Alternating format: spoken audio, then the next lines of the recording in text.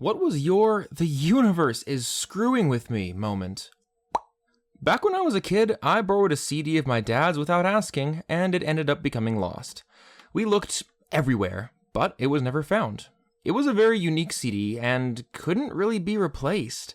Dad scolded me, but worse, as only a dad can do, he would tease me about it. For example, we'd be riding in the car, and he'd sarcastically say, "Boy, it'd sure be nice to listen to that CD. I wonder where it could be." He never forgot, and he made sure that I never forgot either. Fast forward 10 years, my dad died unexpectedly while at work. It was absolutely devastating. He was everything to me and my family, and we were broken.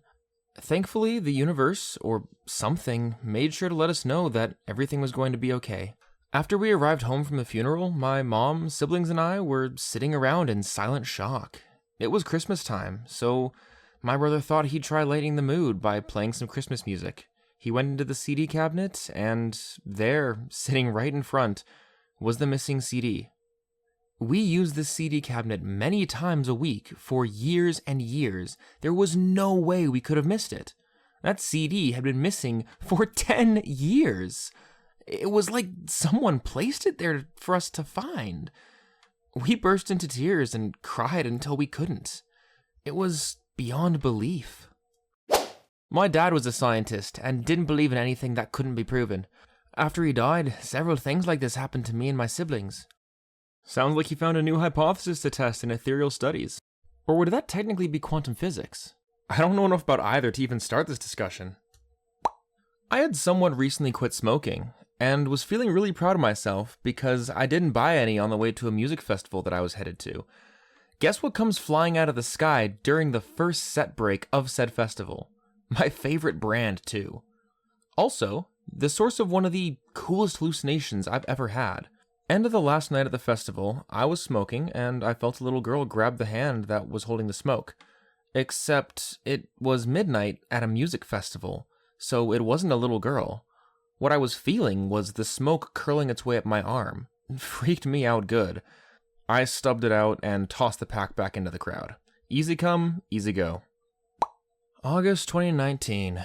First weekend in August, I get mugged and punched on a night out, lose my phone, wallet, and keys. The same weekend, my dad and my second mom split up after 15 years. The weekend after, my mom goes on holiday. The first night she's away, and I'm watching the dogs, the eldest dog passes away in the midnight vet while I'm holding her. About 3 days before my mom comes home, I get rushed into the hospital with supposed sepsis and have surgery. Luckily, I was in and out within a week. The last weekend of August, my car breaks down and costs me £300 in repairs. August can fuck off. I am not leaving the house next August.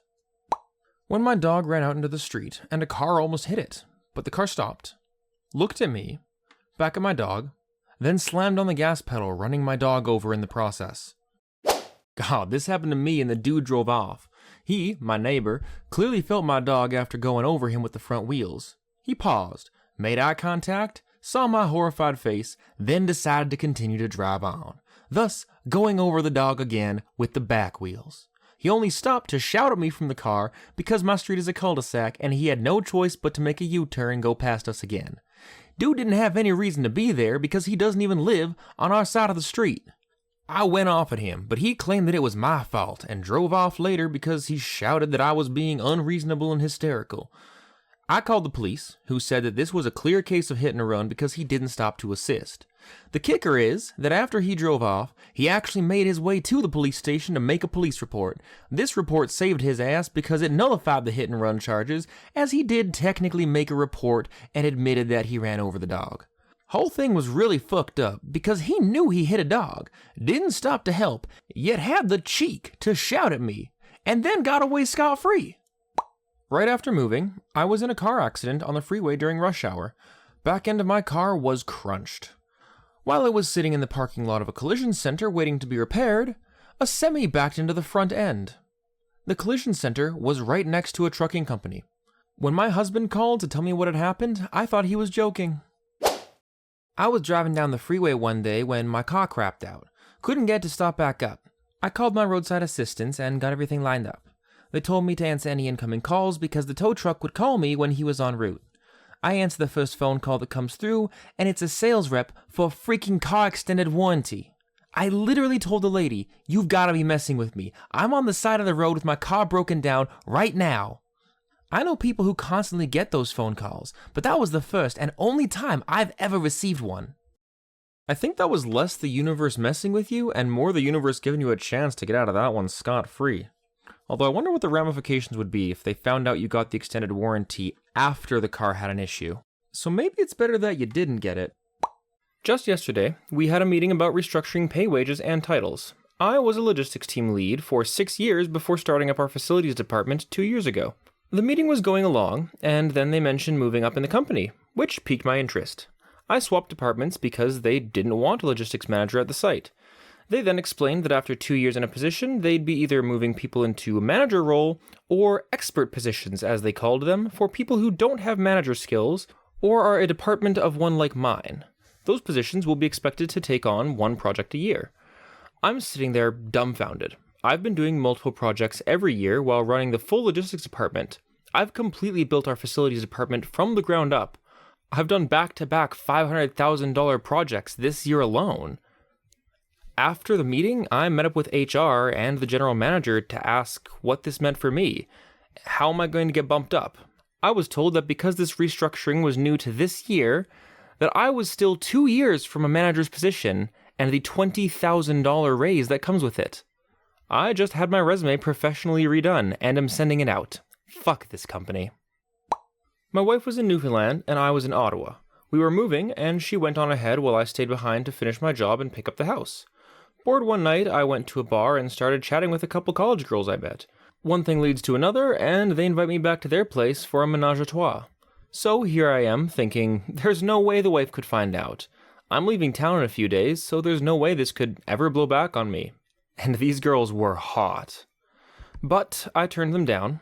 Even if my wife would never know, I would. I had too much respect for our marriage to do something like that.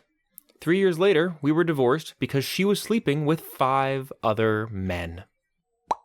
I've had 3 instances in my life where I've gotten decent raises at work, gotten home to share the news with my wife, just to find out that she's accepted a new position at a new job for less money, or decided to change careers that will require her to quit work altogether.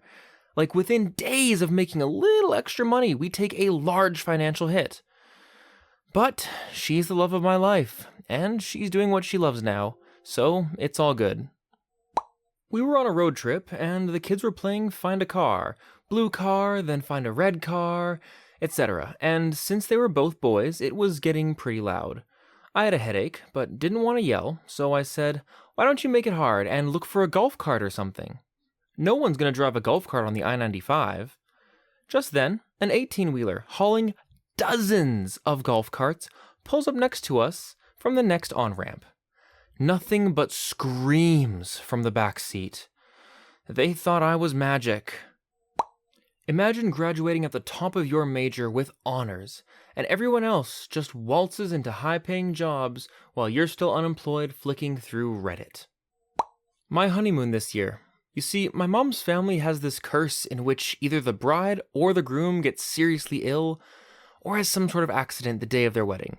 My grandmother and grandfather had colds, my parents had the flu, my aunt had a cold, my uncle sliced his hand open with the cake knife, my older sister's limo frame snapped in half, my twin had the flu. So it's my wedding day, and my husband couldn't raise his arms above his waist because he overdid it on his workout. Pretty mild in terms of the curse. Dancing was interesting, but it didn't severely impact anything. Wedding goes perfect, and my mom and I think we may have beaten the curse. Come the honeymoon, we were road tripping without our pups to a family vacation home. 20 miles away from our destination, and over 400 miles from home, a deer jumps out from the brush and we hit it. The hood crumpled right into our radiator. So we call the cops and insurance and try to get a tow truck. Mind you, it's July and upwards of 100 degrees Fahrenheit. 3 hours after we hit the deer, a cop shows up to record what happened. He leaves. 2 hours after that, the whole fire department of a nearby town shows up, cause someone called 911 as they passed us on the road. We field their concerns, and they leave. 5.5 hours after we hit the deer, the tow truck finally shows up. Dude's a prick. extremely misogynistic, and ends up pissing off both my husband and I. He drops us off at a mechanic at our original destination at around 9 p.m. I call a taxi service only to find out they don't send out taxis after sunset, so I frantically call my family members, hoping they know someone currently vacationing in town. My grandmother has our friend pick us up and drops us off at the vacation home. We finally think it's over. The next night, we find out my husband's grandmother has cancer and won't last out the year. My husband flies out 3 days later to say goodbye, and I am left alone with the mechanic consistently saying the car will be done by the end of the week. 2.5 weeks after we hit the deer, I drive home to my husband and pups. So, needless to say, I'm not really looking forward to what our kids might go through when they get married. So guys, that's it for today. Don't forget to like and subscribe if you enjoyed the video, and most importantly, leave your story in the comments below, because I'd love to do a video on them in the future. With that said, I'm ReddList. I hope you all have a great rest of your day. Take care of yourselves, and I will see you next time.